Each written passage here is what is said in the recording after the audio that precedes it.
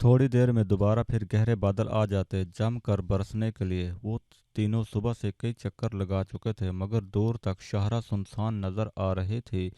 यार दुआ करो कि कोई हमारे मतलब का ट्रक आ जाए, वरना राशन इतना नहीं है कि हम तीनों सर्दियों में बैठकर आराम से खा सकें।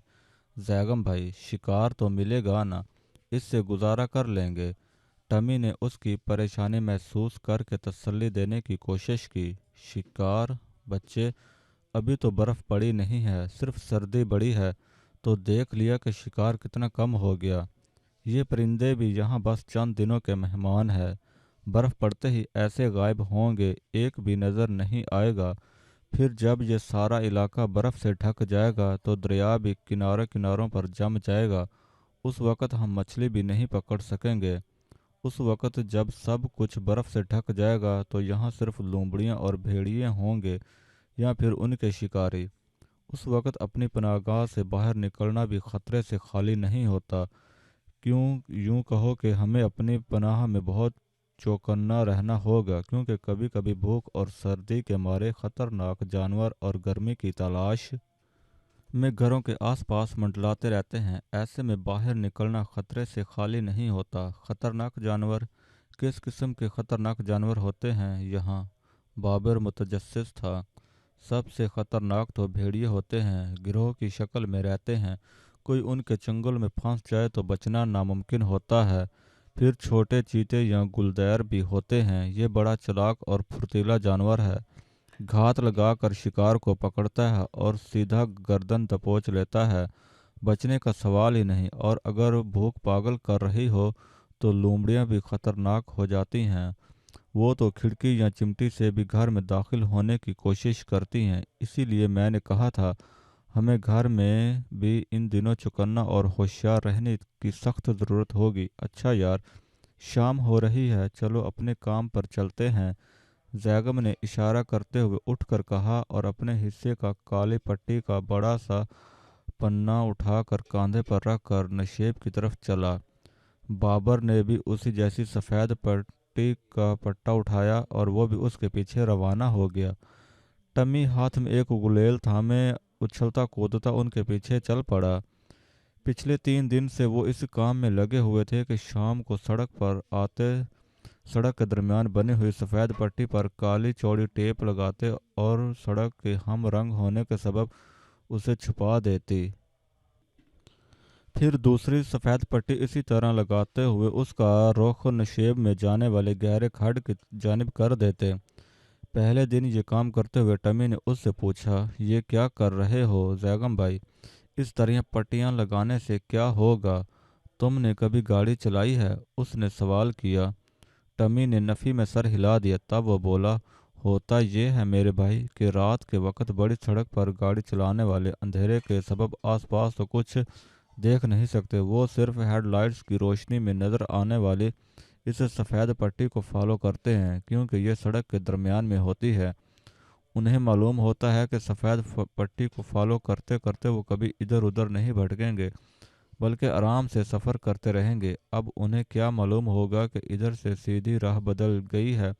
वो सिर्फ सफ़ेद पट्टी के सीध में सफ़र करते हुए भला कहाँ जाएंगे? जैगम ने सवाल किया।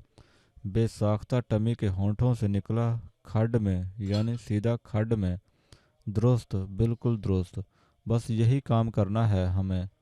3 दिन से इसी चक्कर में ये पट्टियाँ लगाने और हटाने की मेहनत मेहनत में मसरूफ़ हैं, लेकिन कोई शिकार अब तक फंसा नहीं है। सैगम ने ठंडी सांस भरी।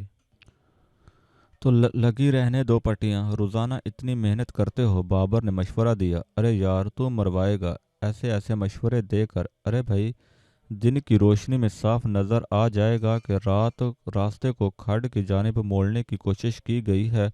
वो फौरन रुक जाएंगे, उतर कर इस काम को करने वाले को तलाश करेंगे और यहाँ इसे पूरे वीराने में हम तीनों के अलावा है कौन? पकड़ कर ऐसी मार लगाएंगे कि नानी माँ अपने ख़ानदान के याद आएगी।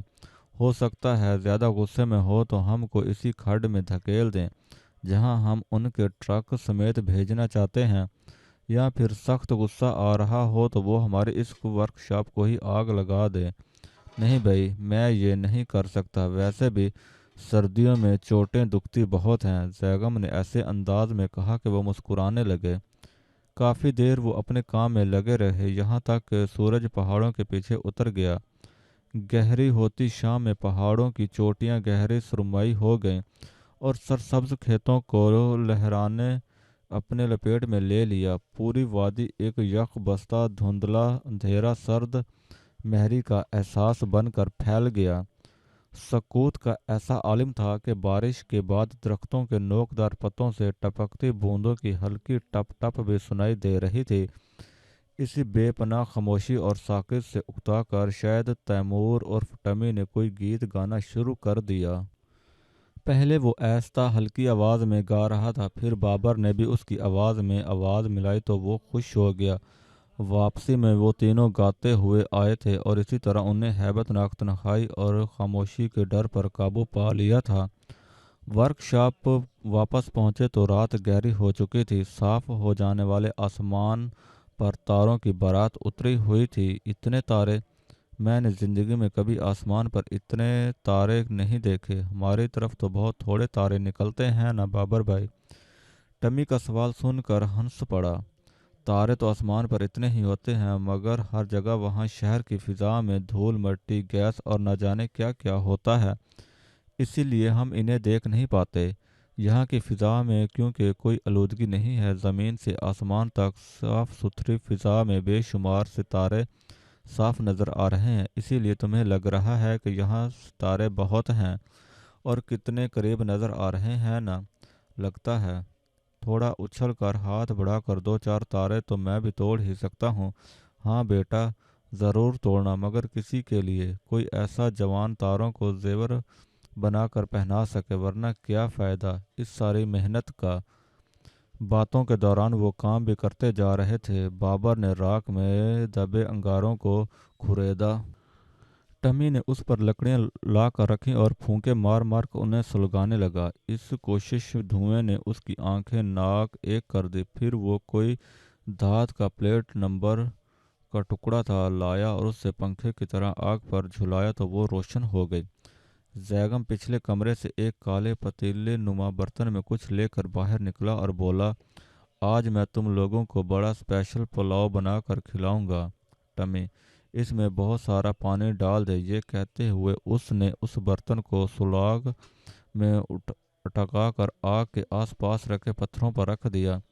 ये इसमें क्या डाला है जैगम भाई? टमी ने पानी डालते हुए पतीली में झांका।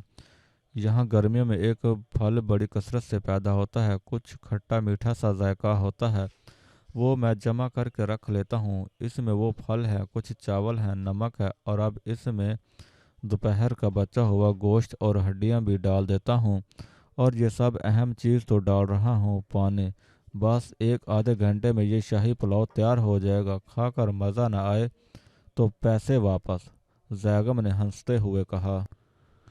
यार, कभी कभी घर और घर वालों बहुत याद आते हैं। माँ के हाथ का खाना, अब शायद ज़िंदगी में कभी वो जायकादार खाना नसीब नहीं होगा। अम्मा पुलाव बहुत मज़ेदार बनाती थी। मैं जब भी छुट्टियों में घर आता तो हर दूसरे चौथे रोज़ फरमाइश करके पकवाता। खुशबूदार चावलों के ऊपर तली हुई प्याज, गाजर, अखरोट, बादाम, किशमिश और दुम्बे का गोश्त। क्या मज़ा होता था उसका, आज सोचकर भी मुंह में पानी आ जाता है। बाबर के लहजे में उदासी घुली थी। ओ भाई, वो साग और मकई की रोटी मक्खन के साथ, वो सब भी अम्मा कितना अच्छा बनाती थी ना। तैमूर ने भी यादों को जोड़ा। अरे यारो, जो खो गया है उसे भूलने की कोशिश करो। इन यादों को अपने दिल का चैन बनाओ, खलश मत बनाओ, वरना जीना मुश्किल हो जाएगा। जब भी याद आए जाने वालों के लिए मगफरत की दुआ कर और अपने लिए खुदा से अच्छा वक़्त मांगो। सब्र के साथ, सब्र करने वालों को ऊपर वाला बहुत पसंद करता है। जैगम ने माहौल के बोझलपन को हल्का करने की कोशिश की।